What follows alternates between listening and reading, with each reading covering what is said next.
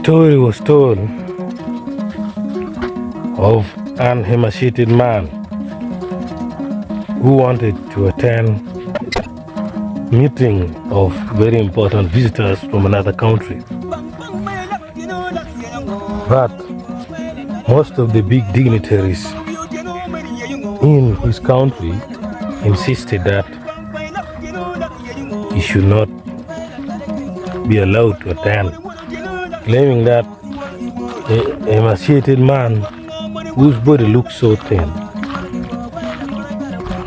with bones, skull of his head almost appearing out, would shame the dignitaries who are coming from another country. Then this emaciated man answered that by looking at the excess weight of you big dignitaries and my no weight, a minor man, the visitors would definitely know the cause of the famine.